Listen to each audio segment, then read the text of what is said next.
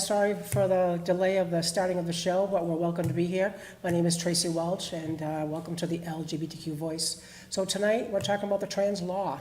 The law passed in 2016, and right now it's could be repealed. So we have two guest lists tonight. So I'm going to introduce Joan Stratton, and Joan is a board member of the South Coast LGBTQ Network, and trans activist for, 20 years or so? Not bad. Yep. And I have Kelly Jenkins, and Kelly's from Freedom, Massachusetts. Mm-hmm. And going to talk to us a little bit about her journey, and we're going to talk about this law. And if I say bill, I apologize. It is a law. And we want to make sure, I'm on the side of keeping the law. I'm going to play on the show tonight the no part of this show quite a bit.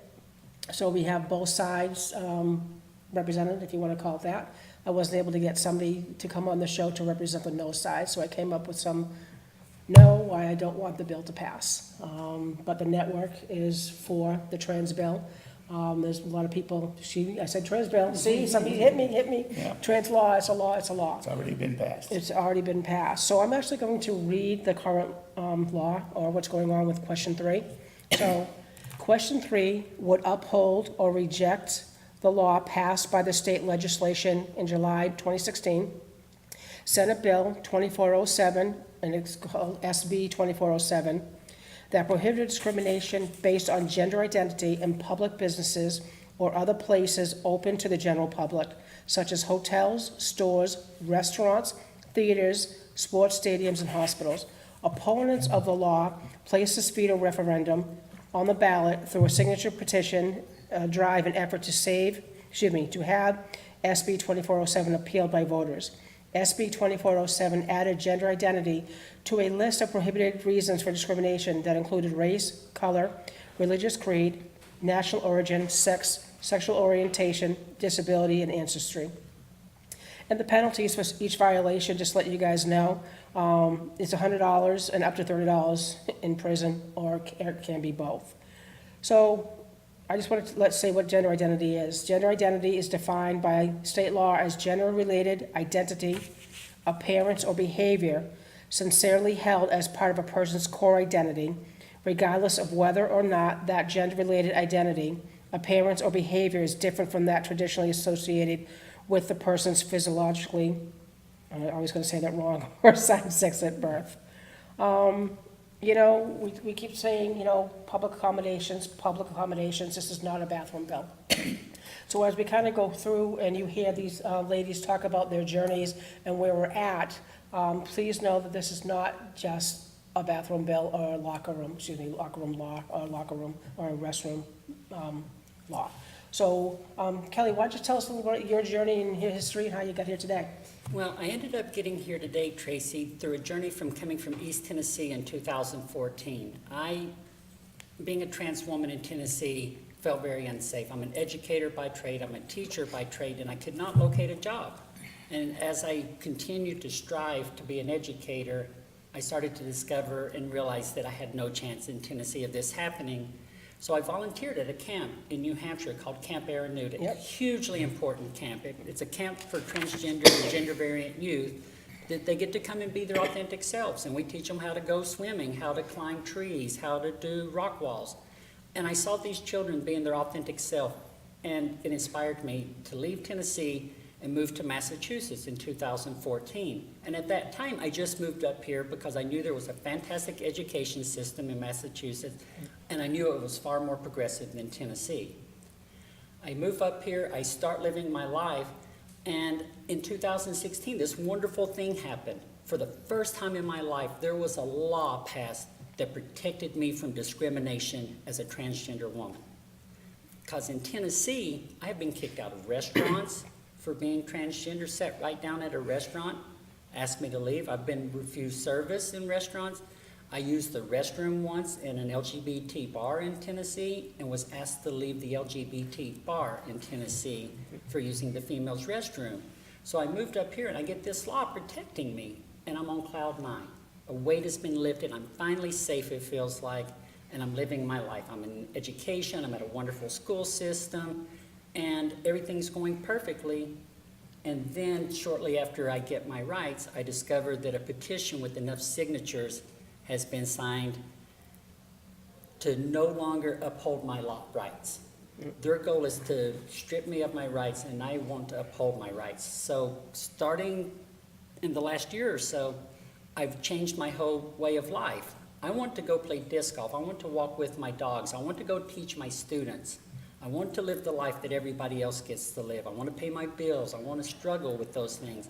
But I've had to put every bit of that on hold so that I can fight for my rights, because it's so important, because I know what it's like being from East Tennessee to lose those rights, to never have those rights. And I'm going to do everything I can to keep them. And that includes driving from Shirley, Massachusetts to New Bedford this afternoon in a thunderstorm. I left work early, so I lost salary today to do this, and that's how important it is to me to keep my rights. I appreciate that. So the path to the ballot. So folks out there, I'm just going to read you something else. In order to place a veto referendum on the ballot in Massachusetts, supporters must submit signatures equal to 1.5% of the total votes cast for governor. For this petition targeting Senate Bill 2407, supporters needed to gather at least 32,375 valid signatures by October 6, 2016. The campaign supporting the veto referendum submitted 34,231 valid signatures to the Secretary of State's office. The measure was certified for the November 18th ballot. However, Massachusetts, a veto referendum petition with the signatures equal to 1.5% of the votes last cast for governor qualifies the measure for the ballot, but does not suspend the targeted law. A veto referendum petition with signatures equal to 2% of the voters last cast for governors qualifies the measure for the ballot and suspends the targeted law unless voters approve it to ballot. They didn't have enough votes to stop the current law, so that's why it's going to the ballot. Correct. So guys, please know that out there, that the only reason why it's on the ballot is they just made enough to make it to a ballot. But I kind of want to let you know that if they worked so hard, how come they could only get that much? You know, so I still think there's a lot of people out there that are for our rights. And right now, Massachusetts is one of 19 states, along with Washington, D.C., that have implemented anti-discrimination laws regarding gender identity as of January 2018. 6 other states have policies prohibiting discriminations based on gender identity in the state's employment. Different state laws apply to separate specific areas such as employment, labor, and workplace, employment by public agencies, public accommodations, housing, education credit, and so on and so forth. But as we go forward with each, well, Massachusetts was the first to pass marriage equality. You know, Massachusetts seems to be the first, so we have a lot of states out there waiting to see what happens with us. I think it's important to kind of let people know where we're at with the show. And like I said, New Bedford Guide has over 100,000 viewers, and we're very fortunate to be able to capture some of those. So if you guys want to keep the show going, you can hit up Leo at newbedfordguide.com, do some sponsorship, play some ads with us. We need to, keep the show going to, do these important topics week after week and keep our community involved. There's a lot of people that just seem to use social media more so than walking out the door in I guess, real life sometimes. So now I'm just going to introduce Joni and tell us a little bit about your path and your story. My path was all here in Massachusetts.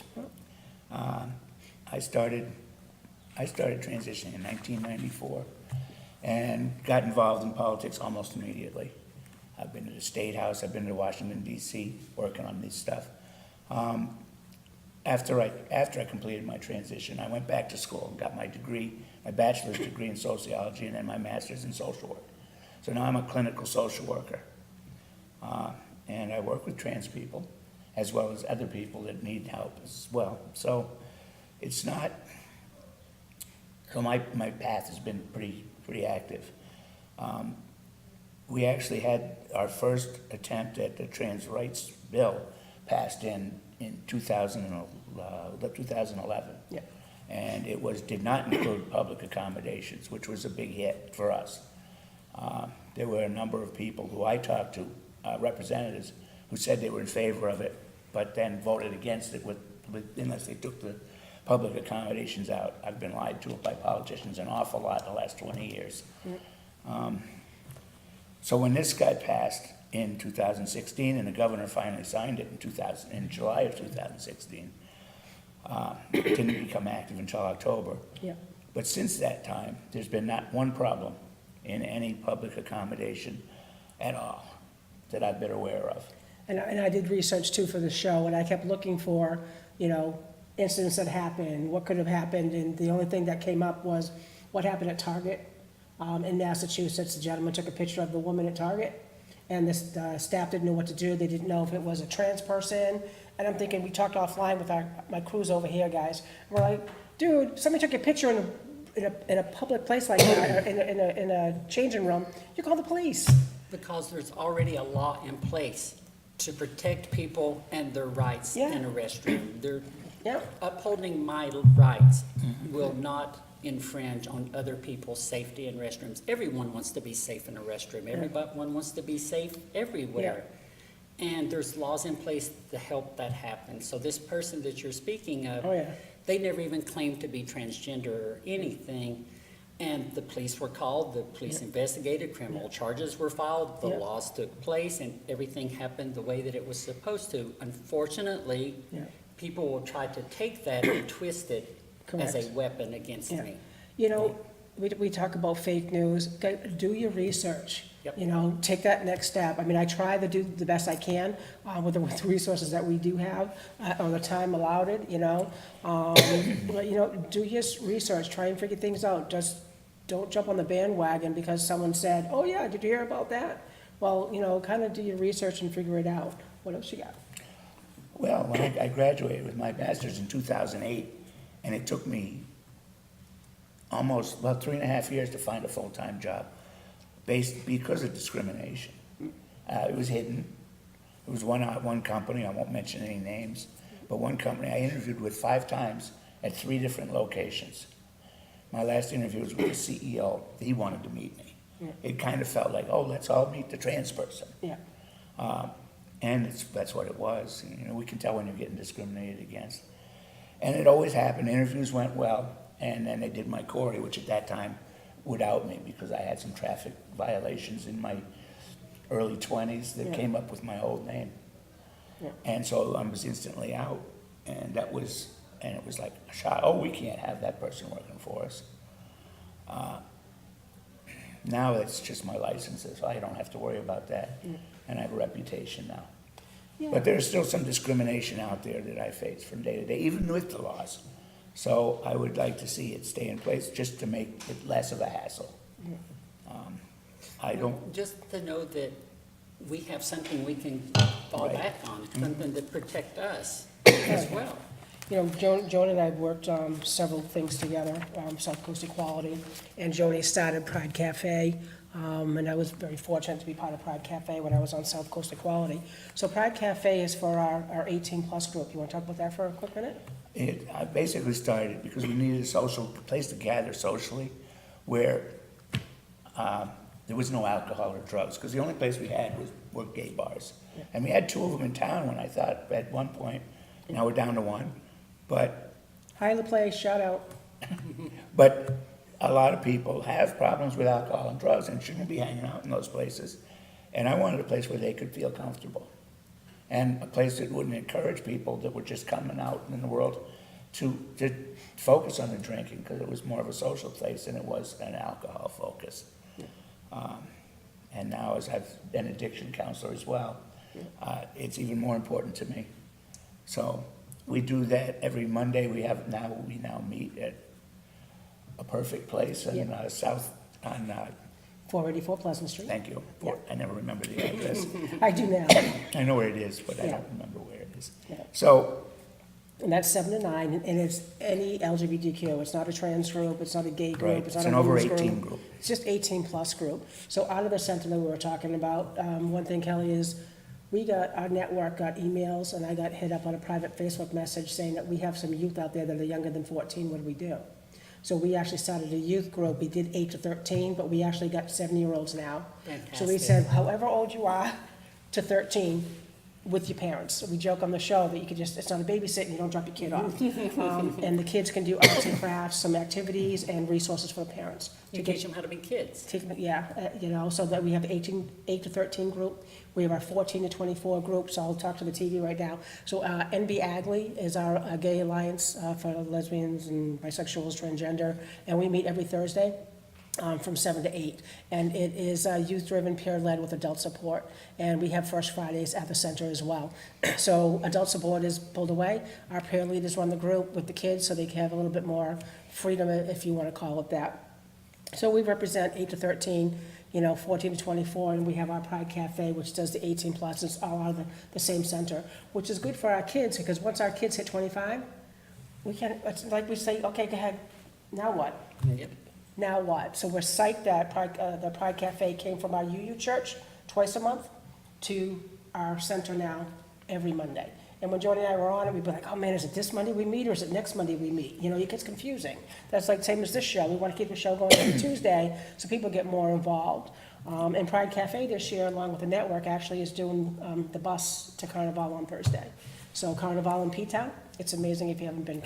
I've only been here for 4 years, and basically I'm a mountain girl. Yeah. So I haven't been to P-Town. I've not been to any of the coastal areas, but I've been to the Berkshires, and I've been all in Western Mass. Well, you can probably take the ferry from Boston or something over to P-Town. I've It'd probably heard be that. easier than driving. I want to. I've heard wonderful things about P-Town. Oh, it's Absolutely. wicked. It's definitely home away from home. I go twice, it's broken. I go twice a year, and I spend a good long weekend and kind of refresh and regroup.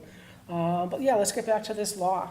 So they actually just did a poll in May, and the poll basically is 38% of voters polled supported repealing the law, and 52% of the voters polled reported allowing transgender people to continue using the restrooms and locker rooms that correspond with their gender identity, which is terrific, because May was only a couple months ago. So as we hear it, it was more support, 2 years ago. We've lost, I think, a little bit of gain on that, but I don't think it's anything that, I don't want to say I don't have anything to worry about, because we have to worry about things every day. One of the things that we were talking about offline yesterday is, and I'm gonna find my notes, sorry guys, one of these days I'll have a bigger table. You won't know what to do. Yeah, no You'll kidding, just have I'll more have a stuff big long in. bench. What ifs, here's my what ifs. What if Rosa Parks did not stand up for herself? What if? Would civil rights have changed in 1964? Would it have been 1974? Would gay marriage now not be 2004? Would it be 2014? Where would we be today if Rosa Parks didn't stand up, didn't stay sitting down and said, no, I'm not moving, I'm not getting up to have a white person take my seat? What if, blacks and whites couldn't marry? And that was 1967, 51 years ago. You couldn't marry. What if someone didn't stand up for somebody and say, you know what, it's not right? We keep doing these things. We talked about the water fountain, the bubbler yesterday. I was telling the kids. There used to be a colored fountain and a white fountain. And that was only, I was born in 64. What if women didn't stand up for the right to vote? 1920, yeah, I had that up here. 1920, I mean, that's this, well, actually, it's not That's really. less than 100 years Yeah, ago. less than 100 years ago. There's just so many things that I kind of say over and over again. If somebody didn't stand up for something, we wouldn't be where we're at today. We talked about marriage equality at one of our shows, and Natalie Jacobson was doing a talk show about it, and a distinguished couple of color very nicely, eloquently was saying why they don't think we should be married. And here I am at home going, my God, if somebody didn't stand up for you, you wouldn't be on the show right now. There's just certain things that I wish we could kind of, not go backwards. If we go backwards, will we have colored and white fountains again? Will we have a men's bathroom, a women's bathroom, a trans bathroom? Will we have marriage equality? Yeah. Will we, and we talked about it offline. So if 3 years ago, I was transitioning female to male, I just started taking my hormones, so my voice is gonna change a little bit. Well, these suckers, I don't know what I would do with these bad boys. But maybe thinking about doing my surgery. I wouldn't have my period. It's just, I would grow facial hair. And all of a sudden, the marriage law, the this law goes into effect in 2016. I'm all excited. I go full Mountie now. I'm gone. 2 years now. I'm a beard. I had the surgery. I'm still assigned at birth a female. And now you want me to go use the women's room? How is that gonna affect a young woman and the rest of them, as people are saying right now, on the other end, that I'm walking in now because it's my assigned birth? The opponents don't see that side of the argument. Yep. They are 100% focusing on trans women because they see us as the villains in this. And my role in all of this is, first of all, thank goodness I live in the United States of America, where women could push for the right to vote, where slavery ended, where Rosa Parks could sit down instead of standing up. And we have fought. This country, we fight and fight and fight for human rights. And it's a continuing process that's been going on since the time this country was founded. And I'm so blessed to be a part of the United States of America. And I'm blessed to have this ability to be a part of this next wave to fight for my rights. Absolutely. Because I know people, I'm at a place in my life right now where I don't want to fight, like I said. I would rather go live my life. But I'm at a place where I am no longer ashamed of being transgender. I'm a transgender woman. I'm not ashamed of it. I'm not celebrating it. Like, I don't think that makes me any more important than anyone else on this planet, but I also certainly don't think it makes me any less important. And this whole ability to fight is an American, it's just very United States to me, and I'm blessed to be here. I was gonna say, any comments?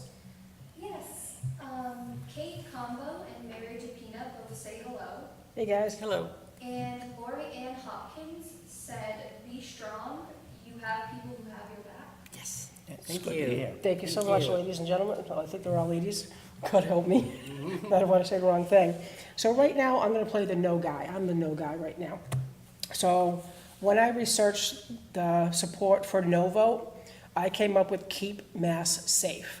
And they were the people that instituted or started the ballot for the repeal of the law. So right now, I'm just going to read you guys a couple things. Supporters for the no vote. So arguments from Keep Mass Safe argued that Senate Bill 2407 should be repealed because it could negatively impact the safety of women and children in public areas. Keep Mass Safe made the following argument. What the citizens of Massachusetts were told was that there were only a handful of allegations of such denial of access to public accommodations, and that those claims were already covered under state law. What changed on October 1st of last year was access to bathrooms and locker rooms, showers, and changing facilities. It is now a potential criminal civil rights violation for women or young girls to object when a biological male undresses next to her in a public facility. This is not progress for our commonwealth. We should not require women to sacrifice their privacy for the sake of sexual charades. What do you guys think of that? The thing you have to know is no trans woman, or to their words, biological male, would disrobe in front of anybody if they were pre-op. Yeah. They would not. They don't want anybody to see that. They don't like that. Yeah. Otherwise, why would we go through all this? As well as there's already an uncomfortability in a public restroom. There is. Before any transitioning, you know? So- If you're gonna be going into, I mean, only reason that people wanna go into the bathroom, trans people wanna go in the bathroom, is to relieve themselves. You know, before this law was passed, How you said, Bill? because I quote, It's rubbing off. it is. No, before the law was passed, Yep. I have been chastised for using a ladies' room. I had to go. I've had to hold it for days, all day, you know, because till I got someplace safe to go to the bathroom. That's not healthy. Yep. And wouldn't be safe for me to go into a men's room.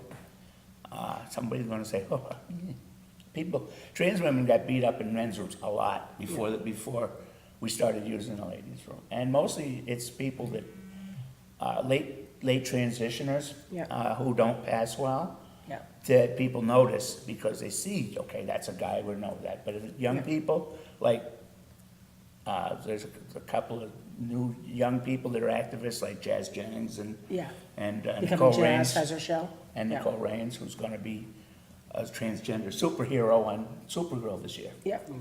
I mean, that's pretty amazing to me, but those people would never be read as male. Nobody would ever object to them being in a ladies' room. Yeah. Whereas, you know, I've got friends who transitioned in their 40s and late 50s, early 50s, that just, the testosterone did its damage, and there's just nothing they can do about it. And so they get penalized. Well, we did a show, we did a trans show last month or so, God help me, I can't remember now, we did so many shows. And we talked about that kids, they said, oh, well, why don't you just do it when you're, you know, after high school because you get picked on? Or why don't you do it after college? Oh, why don't you wait because you're gonna get a job and you're gonna get fired? Why don't you just wait?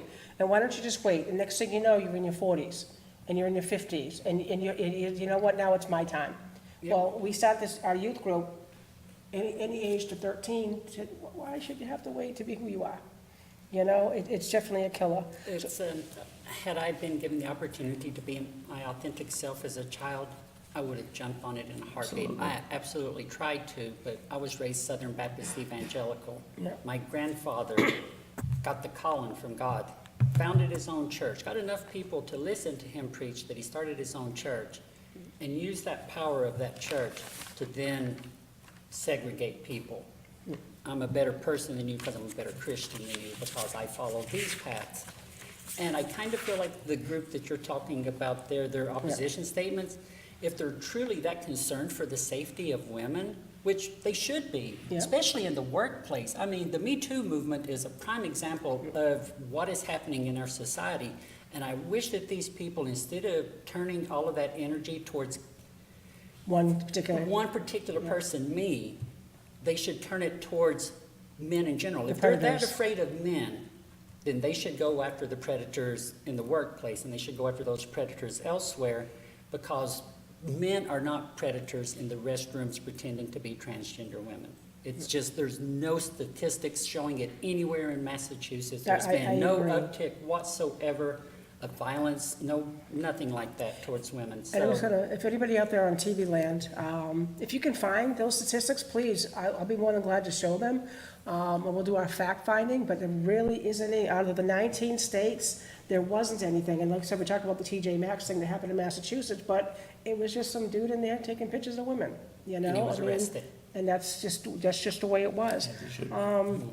I have a Please couple of. focus on the Me Too movement. Yep. Really do some good in the world. Yeah, change your, I don't know, kind of your anger, what you feel to help, not to hurt. Right. Caitlin, I crossed it out, whoever this person is, God help me.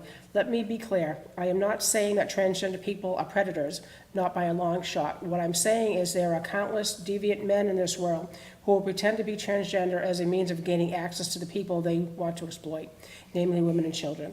It already happens. It doesn't. I think there's laws out They there. don't pretend they're trans. That years ago, there was in a New Hampshire restroom on the side of the highway. Yep. There was a woman assaulted and murdered by a guy who didn't hide the fact he was a guy. He just walked in because there was nobody else around. Yep. And did did her physical harm. Yep. And he didn't need to put on a dress to do that and say, I'm trans. And he wouldn't have. So we're talking about violence against trans. I'm going to pull my sheet out. I was going to wait till later. Human Rights Campaign is a great tool, and I said it last week's show. You can look up Human Rights Campaign. They're on Facebook as well, and Google. They have so many tabs you can hit for certain things. But in 2017, there were at least 28 deaths of transgender people in the United States due to fatal violence, the most ever recorded. These victims were killed by acquaintances, partners, and strangers, some of whom have been arrested and charged, while others have not yet been identified. As is too often the case in the reporting of anti-transgender violence, many of these victims are misgendered in local police statements and media reports, which can delay our awareness of deadly incidents. In the pursuit of greater accuracy and respect for transgender and gender-expansive people in both life and death, HRC offers for journalists and others who report on transgender people. They offer a link, and unfortunately, I had it in black, so my link's gone, sorry, I didn't have it in color. That was 2017. 2018 has already seen 16 transgender people fatally shot or killed by other violent means. As HRC continues to work towards justice and equality for transgender people. We mourn those we have lost. And we actually lost one of our folks in Massachusetts this year. I'm gonna probably say the last name wrong. Krista Leigh Steele Nulsline was found dead in her home on January 5th in North Adams, Massachusetts. She organized the Miss Trans New England and other pageants and was loved and known by many in both the local and national trans community. She was killed by her husband. Her husband basically killed her, went to the police department and said, I did something wrong, you should probably arrest me. So, and again, I'm not gonna read, there's a whole bunch, I have other topics to get to, today in questions, but there's just pages and pages of people in the United States. And I think a couple of these were in other countries. We talked about being lucky to be in the United States, most of these were in the United States. So we're kind of lucky to where we're at, but And we do a list every November you do a of list. of all the trans women, or trans guy people that were murdered because of their being trans. You call it the Trans Day of Remembrance. Oh, Trans Day of Remembrance, thank you. And it's every November, and it's now worldwide, because there's a lot of attention being paid to that. So have you ever felt unsafe in public accommodations? Absolutely. I had a friend that was challenged in a restaurant, just sitting down and eating. Somebody came and said, no, you can't be here. Is that before the law? Oh, yeah. Yeah. Yeah. And I was told in no uncertain terms that I shouldn't be using the ladies' room at the Burger King and the rest stop on Route 24 at 2 o'clock in the morning when there wasn't another soul in the building. Yeah. But the manager made it a point to tell me I couldn't use that restroom, after I had already, fortunately. Well, you know what's weird about that statement is that I used to work for Burger King of Cape Cod, and they owned those too on the highways. And my job, I actually ended up Facebook and Googling everybody before I hire you because of what happened in their restroom. They needed help so badly. They just hired somebody without doing references, and that gentleman ended up killing a woman in the restroom while he was working. Was he pretending to be trans? No, but you know what I mean? So they wouldn't hire, they wouldn't let you use the restroom. And again, this is years ago, I'm 54 now, so you figure 30 years ago, whatever years ago it was. But it's just amazing to me, the same Burger Kings, and two different stories out of those same Burger Kings. 3 weeks ago, I was finishing a disc golf round, was in the parking lot at the end of the round by myself with a couple of people. Yeah. They came over to me, I knew these people, we started making small talk, and suddenly the conversation turned, and I wasn't prepared for it, and the conversation turned to their religious rights, Yeah. trumping my human rights. And they started saying how they should be able to discriminate against me if they wanted to, if that's their religious belief system. And as I kept putting valid arguments out, Yep. their only response was to increase their volume. Of course. And to become angry. And it turned a little intimidating, so I got in my car and I left. And I had a friend, an ally of mine, for the first time in my life, pick up the baton and fight the fight for me, because I didn't have the energy to fight this fight, because it was in a place that I have been to. Sometimes we just have to let somebody else fight our battles for us when we just don't have that energy, I was thankful. I was looking for another note, sorry guys, of course it's right It's here. unusual to have somebody take up your battle right after. Yes. We're talking about churches, so I'll get into that one. In October 2016, a national group called the Alliance Defending Freedom filed a lawsuit challenging Senate Bill 2407 on behalf of 4 Massachusetts churches. Specifically, plaintiffs claim that under the anti-discrimination law, churches might be considered public places of accommodations which could threaten the rights of pastors and church officials to act accordingly to their faith. Plaintiffs requested that judges suspend the effects of the law while the lawsuit went forward, then voluntarily withdrew their case in December 2016, when Massachusetts Attorney General's office removed houses of worship as an example of public accommodation. So that's why in churches now, they don't have to abide by the law, because they're basically exempt from it, But almost all of them will, because the thing is that we're not gonna go into a church where they don't want us. They're not gonna, why would we be comfortable in a church like that? Yeah. I I'm mean, not comfortable in a church that does want me for the most part. I've had a very bad experience with Southern Baptist evangelicals. Well, we'll probably end up talking about this on another show, but we recently in the paper, there's a New Life Church that's starting in New Bedford, and they don't really like our LGBTQ community. So we'll talk about that probably even though we had some people of faith on our show before, we may dive into that a little bit more coming up.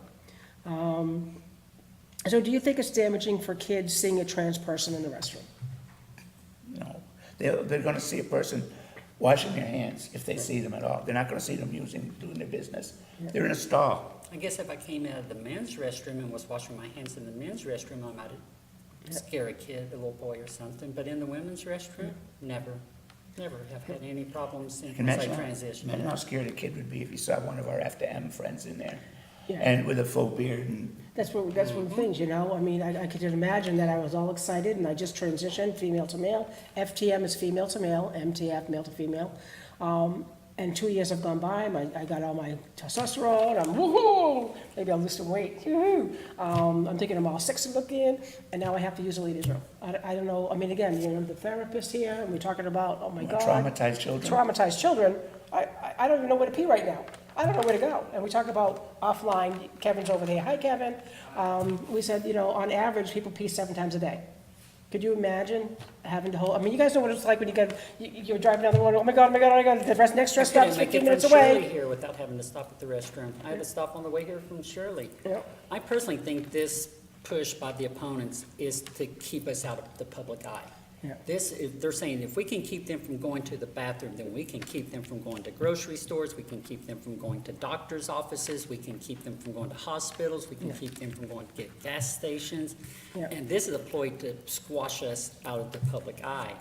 And they can't come right out and say that. Yeah. Because it's hard to say, I hate you, or I'm uncomfortable with you, or I don't think you deserve rights. So instead, I'm going to say that this Yeah, so they, hypothetical situation is going to happen. So I feel, and again, in my opinion, that the opposition is saying it's a bathroom law for that as exactly. well, and that's what they're changing it. So I'm the negative guy right now. People say it's a bathroom law. Tell me why it's not. What protection does it give you besides restroom and locker room? As I said, I had a friend thrown out of a restaurant while eating dinner. That gives you that protection. If you need to go to a hospital, if you didn't have this bill, you could be denied entrance to the hospital. Law. Law, exactly. Just uphold the law. That's Just what we uphold the I law. know, Jody, I- they're gonna yes on correct me in a three. minute. Yeah, and so, it's been saying it so much, I've been trying to avoid it, but Yeah. I'm caught. Yeah, I got caught all day today. Actually, I want to give a shout out because I send out emails or I send out Facebook requests to be on the show. So the Mass Trans Political Coalition ended up contacting me as well as Freedom for All Massachusetts. We were sending emails back and forth of who could come on our show as well as Human Rights Campaign. They couldn't make it today, but they did say, you know, let us know on a future show because Human Rights Campaign in Massachusetts and Boston, I believe, and we have ours in P-Town as well. Provincetown I know you just got here, I don't know if you know Provincetown is B-Town. But you know, there's Facebook that you guys can hit up and look for different avenues for help. But I definitely want to give them a shout out because Freedom for All Massachusetts came up with some good information that I'm going to read in a little bit. I just I'll kind of go back to some questions. Do you have children, nieces or nephews, family? You know, how do your sisters, your brothers, your family feel about you guys transition? I mean, you've already transitioned. Or people always say you're transitioning for the rest of your life. But how do they feel about the bathroom law? Well, I'm going to call it the bathroom law right now because we know it's encompassing of everything Well, none else. of my family lived in Massachusetts. Yeah, My mother was very supportive, and she would feel it was appropriate for us to have rights. That was her biggest worry, was that I would put myself at risk. She didn't care that I was changing my gender or my apparent gender, but she did worry about my safety because she knew what was going on in the world, and I was putting myself out there because I was very outspoken in public, and that's when you put yourself at risk. But also, so my mother was fine with it. My brother, when he found out I was transitioning, the first thing he did was send me information on the Unitarian Universalist welcoming congregation. well, cool. My sister said, I always wanted a sister. Yeah, So my family was cool with the whole thing. My daughter said, why did you think that would bother me? yeah, So it's not an issue. Actually, when I went to her college graduation at UNH, my sister-in-law took great pride in introducing me as Heather's father, Joan. Yeah, that's, yeah, And she was just being a jerk. a but- dick, yeah. A dig, for sure. Your story, I'm so glad that your family did that. And when you said that your brother gave you that Unitarian packet, I have a brother who's a Southern Baptist minister. He handed me a packet to the Exodus Foundation. The Exodus Foundation is a conversion therapy organization that is very Christian-based. Yeah. I lost all of my family when I transitioned. I lost my 3 brothers, I lost all my nieces and nephews. I stay in phone contact with my mother, and we are slowly rebuilding that relationship because I feel that she's my mother and I love her with my heart and soul, and I want her to, she loves me, Yeah, but she struggles with who I am because of her upbringing. She's bringing all this baggage of being raised by a Southern Baptist evangelical minister, so she's got these battles of heaven and hell going on with her Yeah. soul, and I can't compete against heaven and hell. I don't have that power. yeah, So I just talk to her and I tell her my real stories. I tell her about getting hate mail for my TV show called Kelly's Quest on Acton TV, which you can see on Facebook and YouTube. there you go. And Plug it in, plug it in. exactly, and so she's slowly starting to hear that I'm going to fight. Yeah. Used to, when I would talk about those things with her, she would hang the phone up. And sometimes I think that they think you're the only one. You know, you're fighting alone. If the Bible's just yours, and I don't think they realize that you're not alone. Yeah. Some days I think I feel alone, like, you know, there's some days I do feel alone, you know? But then I look around and I'm like, well, I'm not alone. You know, when I first came out, I thought I was the only gay person that had a kid. You know, I'm like, oh my God, and what people can, you know, I'm like, no, I have a tattoo here that says, what matters most is how you see yourself, and whatever happens with the rest of the world, happens with the rest of the world. So we're hoping that this law stays. Yes. The law stays, and now you've lived here, let's just say 5 more years go by, and the law is still good, and the law maybe now 20 states have it, 30 states have it. How do you feel about going home to visit family now? How would that be, going home? Well, this is home. Yeah, well, you said your mom lives somewhere else, right? My mother died. I apologize. Okay. Yeah, My sister lives in upstate New York. yeah, Her daughter had a classmate in grade school that was trans. So that town has been very open and accepting. so very lucky. My brother lives in Silver Spring, Maryland. Yeah. Maryland has been very progressive as far as trans stuff goes, especially close to Washington. I don't know if I'd want to go any farther south than Washington as a trans person, but I have been in Virginia and without a problem, but that's about as far as I've been south. So, you know, yeah. I have a friend that lives in Maine who I visit frequently, and they're fine up there. He's a gay man, and everybody knows that when we go. When I was helping him with his mooring at the boatyard, he kept it in his fishing town. It was pretty obvious that I knew something about boats and moorings and stuff, so. Yeah. Because I used to run a boatyard. That was my butch job. Yeah, my butch job. That's what I did when I transitioned, actually. Yeah. So what about like going back to see your family? How would that? Well, I wouldn't go back to see my family because I Yeah. wouldn't be welcome, but Tennessee is my home. I mean, I moved up here because I had to, not because I wanted to. I knew that I had to be an educator, I knew I had to be a teacher, I knew that Massachusetts was the place. I've been back to Tennessee twice since I've moved up here, and it's the most beautiful place on the planet. I love Tennessee. The mountains of East Tennessee are just, they're amazing. But you drive down there and you can see billboards that says, God hates fags, right there, big billboards. And you see giant 100-foot tall crosses. And I just know that the power of the religious thinking is against me there. And I have some wonderful friends that I miss dearly in Tennessee. And I ask them every week to come up and visit me here. And it's just, it's home, but I'll never live there ever again. Well, thank God for Facebook, for FaceTiming. Yes. Any other hellos? No, that's okay. Quiet group tonight. Huh? Quiet audience. I think it's still summertime, you know? How many? 10 minutes. 10-minute warning. So I just want to read you guys some things about what happens if this doesn't go through. I got 15. I got 15? Oh, that's right, we started late. Psych! I've got 15 So minutes. jobs, innovation, and competitiveness are at stake. Yes. Absolutely. Think about this. Discrimination isn't just wrong, it's bad for business too. That's why Harvard Pilgrim Healthcare, Google, Eastern Bank, and major companies across Massachusetts all strongly oppose this misguided effort to repeal the Commonwealth's non-discrimination laws, protecting our transgender friends, family, and neighbors from discrimination. Those businesses understand that when communities are welcoming places for everyone to live, work, and raise families, businesses succeed as well. And we can now turn the recent experience of the state, such as North Carolina and Indiana, to see the economic impact of discrimination, and that it's real.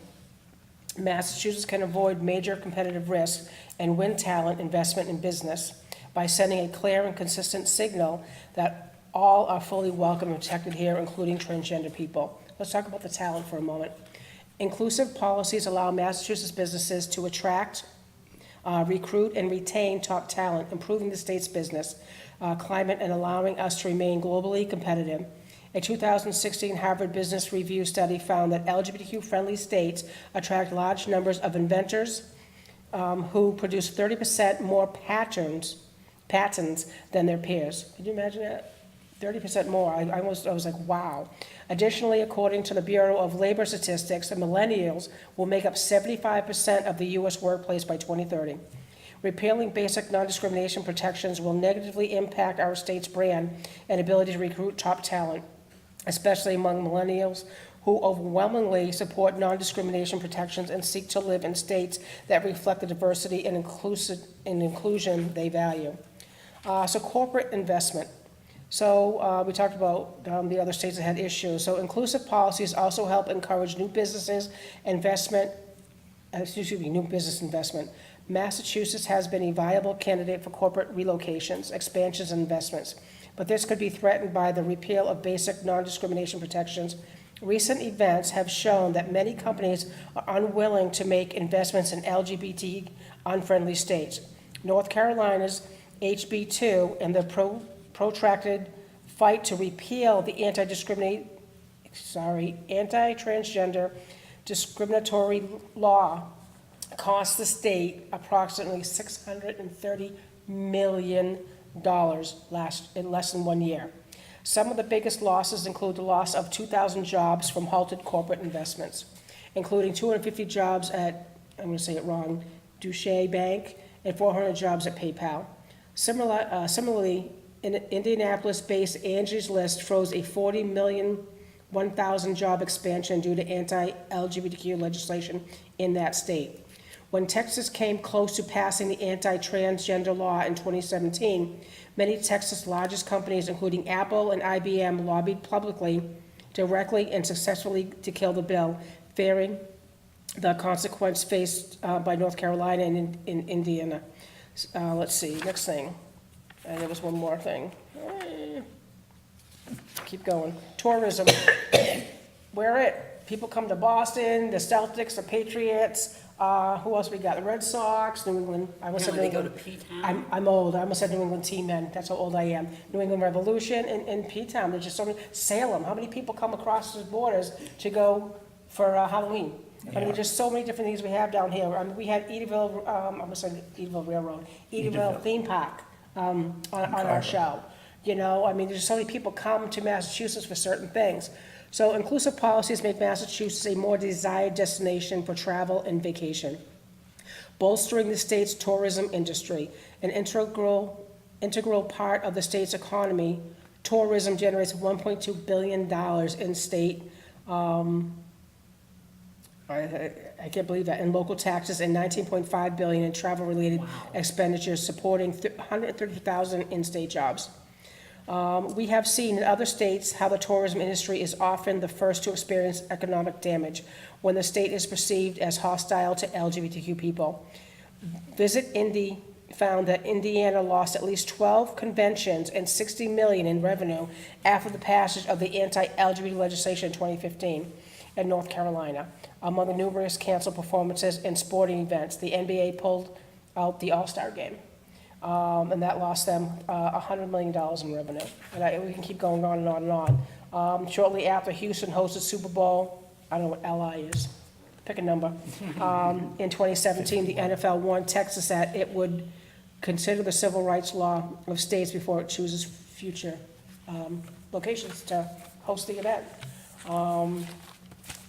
I just, the We're not more, alone, Tony. No, we're not. no, Not even close. Thank goodness, 'cause we couldn't do this fight without the help of other people. When we were fighting for the passage of the bill. Yeah. When it was a bill. when it was only you, Bill. All right, go ahead. We had the support of every major league sports team in Massachusetts. Well, like I saw, a lot of police agencies, it's just so many people that are on board with Yeah, the this. Massachusetts Chiefs of Police. Yep. Chiefs of Police. Chiefs of police. That's a tongue twister. Yeah, Those I are didn't write on down board. the whole list, because there was actually a lot. We have a few minutes, I just want to kind of go over myth and facts. We have a myth and fact sheet. Okay. So, myth, public accommodation means restrooms and locker rooms. I know, Fact, public accommodations are all those places we go when we're not at home, work, or school. These include, we talked about earlier, movie theaters, restaurants, parks, public transportation, coffee shops.